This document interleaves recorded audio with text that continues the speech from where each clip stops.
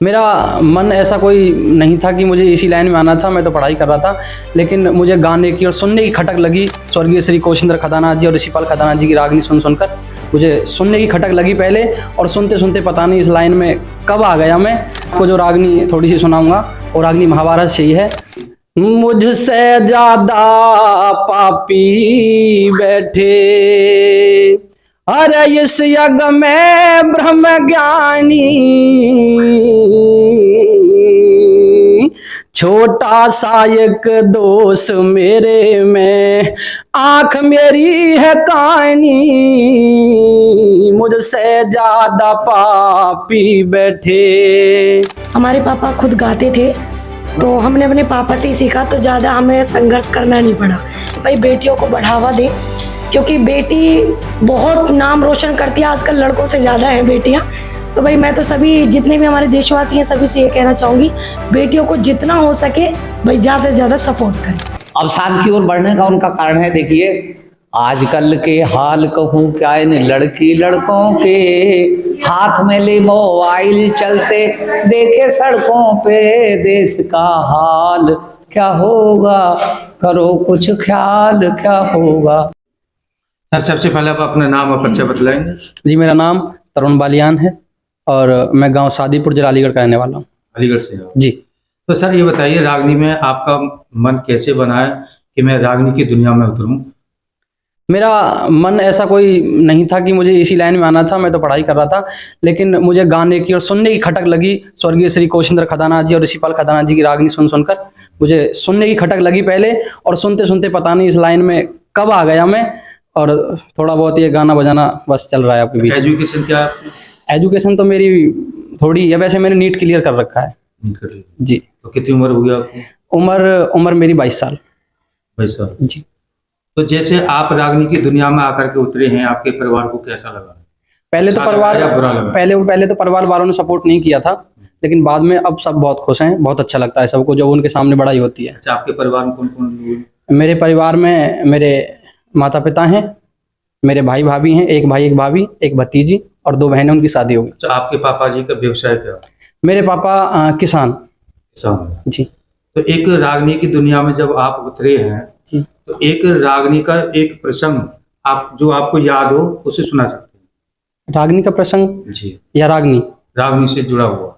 रागनी से जुड़ा हुआ। जी। ठीक है, तो मैं आपको जो रागनी थोड़ी सी सुनाऊंगा वो रागनी महाभारत से ही है। और जब पांडवों ने युद्ध को जीता था, उसके बाद यज्ञ किया था, तो उस यज्ञ में श्री कृष्ण को दरवाजे पर खड़ा कर दिया था कि कोई भी अंगहीन व्यक्ति अंदर नहीं आना चाहिए। तो उस समय दैत्य गुरु शुक्राचार्य थे, वो उस यज्ञ में शामिल होने के लिए आए थे। तो श्री कृष्ण ने रोक दिया था कि आपके अंदर कमी है, आप अंदर नहीं जा सकते यज्ञ में। तो उस समय शुक्राचार्य जी ने कहा था कि चलो मेरे तो शारीरिक कमी है, आँख थोड़ी फूटी हुई है मेरी, लेकिन जो इस यज्ञ में बैठे हैं इनके अंदर तो बहुत बड़ी कमी है। तो उस समय वो क्या कहते हैं कृष्ण जी से, तो वो रागनी में आपको सुनाऊंगा। संक्षेप जी। मुझसे ज्यादा पापी बैठे अरे इस यज्ञ में ब्रह्म ज्ञानी, छोटा सा एक दोष मेरे में, आंख मेरी है कानी, मुझसे ज्यादा पापी बैठे। ये उसका मुखड़ा है। और बैठा इंदर आज सभा में बन सबका सरदार, गौतम के घर जारी करने पहुंच गया बदकार, दाग छुट्या ना अभी चांद का जाने सब संसार, नारद ने रंडी के आगे पल्ला दिया पसार, वेद व्यास नाते पैदा, वेद व्यास नाते पैदा, मामन छोदर रानी, छोटा सा एक दोष मेरे में। ये मैडम, आपका अपना नाम और परिचय बतलाएंगे। मेरा नाम पूजा शर्मा है और मैं मुजफ्फरनगर से हूँ। तो मेरा सवाल आपसे ये रहेगा जी, कि महिलाओं को आगे बढ़ने के लिए जी। काफी चुनौतियों का सामना करना पड़ता है। जी। किसी एक चुनौतियों की जो घटना हुई हो उसे आप अवगत कराएंगे। ऐसी घटना तो हमारे साथ नहीं हुई, क्योंकि हमारे पापा खुद गाते थे, तो हमने अपने पापा से ही सीखा, तो ज़्यादा हमें संघर्ष करना नहीं पड़ा, क्योंकि जो हमने अपने पापा से सीखा, हमें पापा ने हमें बताया, तो हम पापा के उस पे चलते आए और हम जल्दी सीख गए गाना। अच्छा, परिवार को कैसा लगता है इससे? परिवार को बहुत अच्छा लगता है, क्योंकि हमारा शुरू से ही सपोर्ट है गाने के लिए। रागनी लाइन में तो हम बहुत पीछे आए, क्योंकि हम पहले जागरण करते थे और गजल गाते थे। अरे वाह। रागनी में तो हम बहुत बाद में आए हैं। बाद में। जी। बेटियों के लिए क्या कहना चाह रहे हैं, देश की बेटियों? भाई बेटियों के लिए मैं ये कहना चाहूंगी, भाई बेटियों को बढ़ावा दें, क्योंकि बेटी बहुत नाम रोशन करती है, आजकल लड़कों से ज्यादा है बेटियां। तो भाई मैं तो सभी जितने भी हमारे देशवासी हैं सभी से ये कहना चाहूंगी, बेटियों को जितना हो सके भाई ज्यादा से ज्यादा सपोर्ट करें।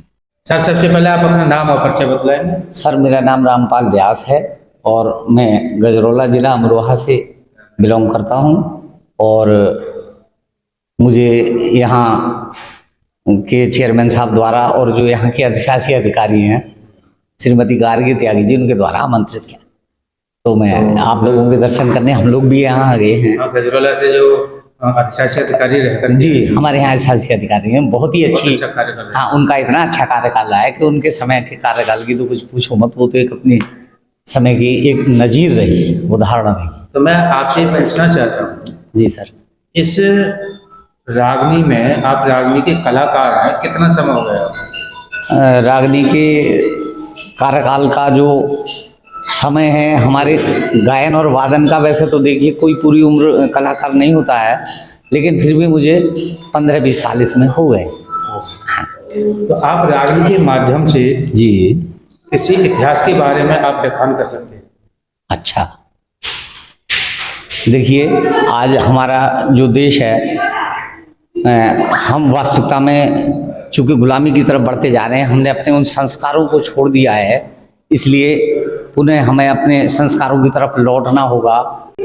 तो मेरा तो संदेश सबसे यही है कि आज के युग में थोड़ा अपने चरित्र को संभाल करके समाज को हम इसे शिक्षा देंगे, चाहे वो सामाजिकता के ताने बाने से बुनी हुई हो, या नशा से संबंधित हो, या दहेज से संबंधित हो, या शिक्षा से संबंधित हो। अच्छा, युवा अवसाद की ओर बढ़ रहा है, क्या कहना चाह रहे हैं? युवा अवसाद की ओर बढ़ रहा है। अवसाद की ओर बढ़ने का उनका कारण है, देखिए आजकल के हाल कहूँ क्या, इन लड़की लड़कों के हाथ में ले मोबाइल, चलते देखे सड़कों पे देश का हाल, क्या होगा करो कुछ ख्याल, क्या होगा। सबसे पहली चीज़ तो हम थोड़ा इससे दूरी बनाएं, और जो हमारे बुजुर्ग हैं उन बुजुर्गों के जो चरित्रण रहे हैं, उनका जो आचरण रहा है, उसे जीवन में आत्मसात करें, जिससे हम उन्नति की तरफ अग्रसर हो सकें। अपनों से बड़ों का मान और सम्मान करें, देश के प्रति समाज के प्रति त्याग की भावनाएं भी रखें। आप अपना नाम और परिचय बतलाएं। मेरा नाम राजीव खदाना है और महाशय ऋषिपाल जी मेरे गुरु हैं। तो रागनी का शौक कब से पड़ा आपके लिए? मुझे रागनी का शौक 97-98 से रहा। मैं जब 6 क्लास में पढ़ता था, उसके बाद हमारे गांव में ऋषिपाल कोशिंदर जी बहुत अच्छी रागनी गाते थे, पूरे हिंदुस्तान में उनका रागनी के नाम से हमारे गांव को जाना गया है। तो बचपन से मेरा शौक था और मैं स्कूल में रागनी गाता था।